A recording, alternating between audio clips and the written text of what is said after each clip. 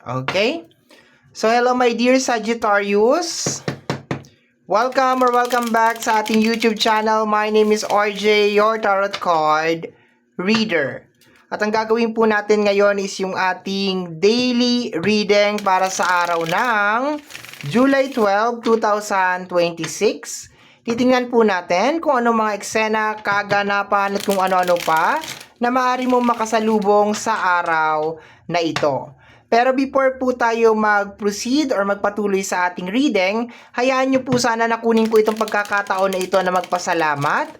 Maraming salamat po sa ating mga abangers, sa mga walang sawang naghihintay at nag-aabang ng kanilang mga readings. Thank you very much. Gusto ko rin pong pasalamatan yung ating mga bagong subscribers. Hello my dear, welcome po sa ating channel. I hope na mag-enjoy po kayo dito. At sana yung mga readings po natin ay nakakatulong po sa inyo or nakakatulong po sa ating lahat. Okay, my dear Sagittarius, silipin natin kung anong meron sa araw na ito. Ayan, ha? And medyo maulan-ulan, my dear, pabago-bago ng panahon. Actually, kanina pagkagising ko, medyo masama yung pakiramdam ko. Pero ininuman ko na siya ng gamot, kaya medyo umuki-okay na tayo.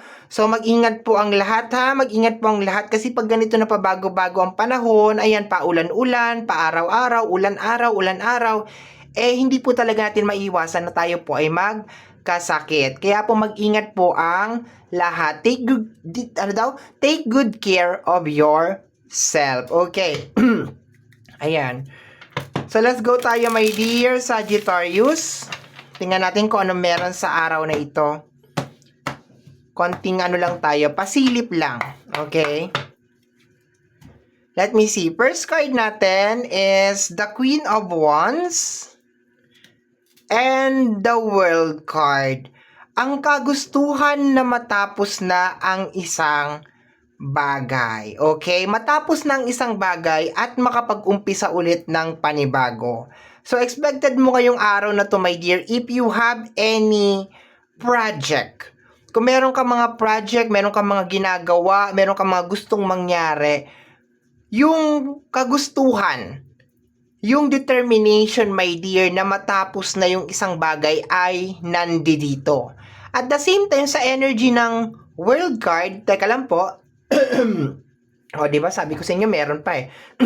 Sa energy ng World card, mabalance, okay? Maibalik sa balanse ang mga bagay-bagay. So, ngayong araw na to, magiging very iritado ka rin, my dear, sa mga bagay na parang wala sa alignment or wala sa ayos. Kunyari, mga tao na pasaway, mga tao na parang wala sa sarili nila, 'di ba? Kung ano-ano na lang yung mga ginagawa. Ayan, medyo very distracted yan. Nasa super distracted ka ng energy nila, my dear. Pero kung magpo-focus lang naman tayo dito sa energy ng Queen of Wands, yung kagustuhan, my dear, na matupad, maayos, maibalik, kung ano man yung mga dapat maibalik, accomplishment, okay? So, ang ganda lang talaga nung energy niya. And at the same time, nakukuha ko dito, my dear, yung kagustuhan na makapag-umpisa ulit ng something new or something fresh, okay? Let me see. Ay, hindi pala ganyan. Ganito na pala tayo. Next card natin is the energy of the Two of Cups. Relationship, my dear. Okay, teka lang. I think for some of you, naghihintay talaga kayo ng parang closure, o, di ba? King of Sword. Okay, so sa paglabas ng dalawang card na to, nakukuha ko dito, yung iba sa inyo is like, nandun kayo, my dear, sa area or sa energy na gusto ko yung taong deserve ko talaga. Sa usapin ng love, ha? Sa usapin ng love, nakukuha ko sa card na to na kung hindi mo ako mahal, palayain mo na ako. Para may ganun akong nakukuha. Kung hindi mo ako kayang panindigan, palayain mo na ako. So, possible ngayong araw na ito, dahil meron ka nga ditong energy ng World card, na gusto mo magkaroon ng closure, ng accomplishment, okay, ng completion, kasi ang World card is energy of completion, possible ngayong araw na to, lalo sa loob ng relationship, posibleng maging ano ka, yung para bang, sabi ko, maging iritado ka rin ngayong araw na to eh. So, posibleng maging matabil din ang bibig mo ngayong araw na to, my dear. Yung para bang typical, ano ba? Mahal mo ba ako or hindi? Yung mga ganon. Kasi ang pinaka-energy mo dito is hindi naman maging bossy, okay? Hindi naman maging demanding. Ang nakukuha ko dito na energy, my dear, is gusto mo lang talaga na parang wala nang lokohan. Wala nang gaguhan. Kumbaga, kung mahal mo ko, mahal mo ko. Kung gusto mo ko, gusto mo ko. Okay, yun na nakukuha ko dito. And at the same time, ngayong araw na to, napaka-importante din talaga yung effort ng mga tao. So, wag silang mangangako. If just in case meron ng mga taong nangako sa'yo, ay nako. Talaga ngayong araw na to, you're looking, my dear, some action. Talaga naghahanap ka ng action ngayong araw na to. To see is to believe. Kung medyo matagal-tagal na yung pangako na yan, talagang inamag-amag na talaga yan at nilumot-lumot na, ay sabi ko nga ngayong araw na to, my dear Sagittarius, posibleng maging matalim ang iyong mga dila. Okay. So, possible na makarinig itong mga tao na to, my dear, ng hindi kaaya-ayang mga salita galing sa'yo. Lalo na yung mga tao, my dear, na puro pangako na lang, paulit-ulit na lang, yung mga ganyan. So, may pagka-stricta or may pagka-stricto ang energy mo ngayong araw na ito. Okay. Ayaw mo rin ng mga delay ngayong araw na to.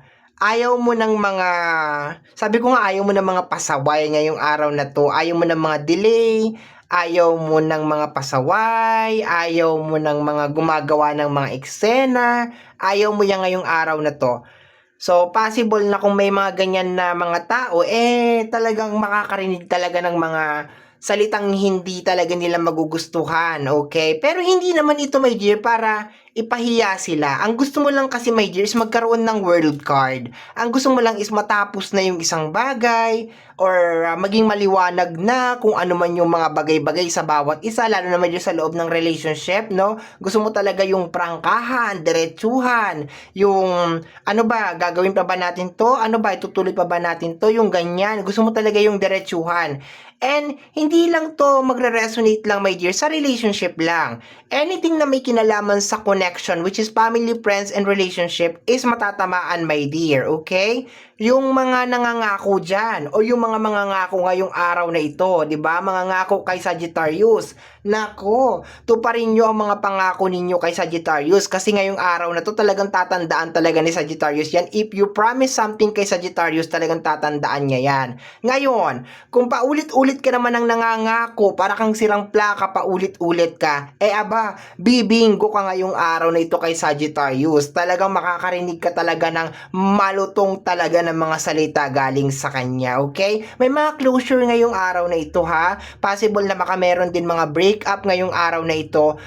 Possible din na makameron mga agreement na mangyari ngayong araw na ito. Nang dahil na rin, my dear Sagittarius, sa energy na nilalabas mo. Okay? Kasi gusto mo nga talaga ng, 'di ba? Kumbaga sa ano, gusto mo ng resibo, 'di ba? Ayaw mo yung parang sabi-sabi lang or salita-salita lang. Gusto mo ng resibo, gusto mo ng ebidensya, gusto mo ng black and white, yung mga ganun na energy, my dear. May pagka-stricto or stricta yung energy mo ngayong araw na ito. Okay? Let me see tayo. Next card tayo. We have here the energy of the Six of Pentacles. Okay, sa nabanggit ko kanina yung resibo, 'di ba? So kung meron mga hihingi ng pera sa iyo or hihingi ng pabor sa iyo, talagang gusto mo maliwanag kung saan dadalhin yung pera, gusto mo maliwanag sa mga intensyon, okay? And there's a possibility, my dear, na malakas ang vibrational tap in mo ngayong araw na ito. So, mararamdaman mo, my dear, if meron mga tao na parang lolokohin ka or parang papaikot-ikutin ka lang. Okay, yun ang nakukuha ko dito. Kasi bakit? Naunahan kasi tayo ng Queen of Wands. So, meron pa tayong King of Sword. So, very powerful yan dalawang card na yan. Okay? Ang hindi ko lang nagugustuhan sa dalawang card na to is medyo may pagkamataray or may pagkamasungit talaga tong dalawang card na to, my dear. May pagka-stricto or stricta talaga yan sila. So, yun lang ang medyo off, my dear, dito sa dalawang card na to. Pero so far, kung sa pagiging professional lang talaga sa trabaho or pagiging maayos lang talaga, maaasahan naman tong dalawang card na ito. As in, talagang it will get the job done. Talagang pag meron kang energy ng Queen of Wands at saka ng King of Swords, talagang ang trabaho talaga ay matatapos talaga kaagad. Kasi bakit? Authority tong dalawang card na to. As in like super authority and super disciplinary talaga itong energy ng dalawang card na ito. Okay? Next card natin is the energy of the Chariot. Okay? Ang Chariot is the warrior. Okay? Ano sabi ko kanina sa umpisa pala ng reading natin? Na ma-accomplish na ang isang bagay. Okay? So, you're waiting also, my dear, some result. Okay, result. Mga business, mga transaction, mga agreement, okay, mga business partner, mga usapan na may kinalaman sa usapin ng pera. Gusto mo ng black and white ngayong araw na to. Gusto mo ng resibo. Gusto mo makita yung totoo. Gusto mo makita yung result, yung outcome. Yan ang hinahanap mo ngayong araw na to, my dear. Resulta, outcome, okay. Kasi ang combination ng Six of Pentacles at saka Chariot is energy yan, my dear, na parang meron kang gustong makita na result. Okay? Is more on parang naglagay ka ng effort, naglagay ka ng something dun sa bagay na yun, and this is the time, my dear, na pinupush ni Chariot. Pinupush ni Chariot, my dear, yung bagay na yan. And meron kang, ilan ba yung major arcana natin? Ayan, dalawang major arcana, the World card at saka the Chariot. Pag nagsama ang World card at saka Chariot, papunta siya, my dear, sa completion. Chariot is the karwahe, sasakyan, my dear. So, ibig sabihin, hinihila mo, my dear, si World card. Hinihila mo siya, my dear, nasa dulo siya ng karwahe mo. Nandun siya sa laylayan ng karwahe mo. Hinihila mo siya, my dear, na parang sinasabi, kailangan na natin tumatapos. We need to get it done. Hindi na pwede ng ganito. Hindi na nakakasayang na sa oras. Nakakaabala na, so on and so forth. So, yung mga napepending na trabaho, my dear, yung mga napepending na trabaho, yung mga pangako, yung mga promises, yung mga usapan na walang black and white, walang kasiguraduhan, ay, ngayong araw na to, maggigisa-gisa ka talaga, my dear, no? Kasi gusto mo matapos na lahat yan. Yung mga usapan na walang patutunguhan, walang direksyon, ayan. So, aayusin mo yan ngayong araw na to. Kung meron mga trabaho, my dear, na hanggang plano lang sila, like, ilang araw na pinagpaplanuhan, ilang linggo na pinagpaplanuhan, puro usap-usap, magaling lang sa salita, wala naman sa gawa, ay ngayong araw na to ipupush mo talaga yan. Like, ipupush mo talaga yan, my dear, na sasabihin mo, ay okay, halika na, gawin na natin to. Ayaw mo na, my dear, na ayaw mo na drawing lang yung isang bagay. Gusto mo lagyan na to ng kulay. Gusto mo bigyan na to ng buhay, okay? And at the same time, yung mga bagay na deserve mo, yung mga bagay na dapat para sa'yo, lalo na may sa usapin ng love, mapapasabi ka ngayong araw na to na, ay, hindi mo deserve ang loyalty ko. Hindi mo deserve ang pagmamahal ko, no? Lalo na kung may mga pasaway talaga, no? Posibleng maging very vocal ka rin, my dear, na sasabihin mo na, ay, minahal pa naman kita, pero hindi mo deserve ang pagmamahal ko. Yung mga ganon, masakit yun. Nako, para kang kumain ng chicharon. Okay, next card natin over here is the Nine of Pentacles. Energy ng success, okay? And energy ng kadatungan, luxury, and emotional fulfillment sa energy ng Nine of Pentacles, okay? And the Four of Wands, stable na energy, okay? So, gusto mo na nga talagang maibalik lahat sa ayos. Baka kasi lately, parang ang kalat-kalat na, no? Kung ano-ano na nangyayari. Gusto mo maayos na ngayong araw na to yung mga dapat na maayos, maproseso na yung mga dapat maproseso at maisarado na kung ano yung mga dapat na isarado. Bottom deck of the card is the energy of the King of Pentacles, maging stable na. King of Pentacles is energy of stable. Lalo na may deal sa usapin ng financial, magiging super allergic ka talaga. Like, super allergic ka talaga may deal sa usapin ng financial, okay? Kasi ayaw mo na yung ganito kung ano may nangyayari, kung ano yung bagay na napipending, kung ano yung mga promises na hanggang promises na lang siya, yung mga ganyan, ayaw mo na ng ganyan. And at the same time, yung totoong intention ng mga tao, no? Napaka-importante sa iyo ngayong araw yan. 'Di ba? Yung totoong intention nila. And mararamdaman mo rin, my dear, if just in case niloloko ka ng mga tao or pinapaikot-ikot ka ng mga tao ngayong araw na ito. Okay? So, my dear Sagittarius, ito po ang nasagap natin na message energy para sa araw na ito, July 12, 2026.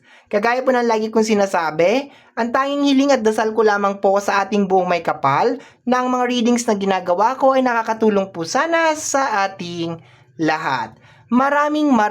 Maraming salamat po. Thank you my dear. Bye-bye. Take care of yourself. Ingat po lagi. Bye-bye.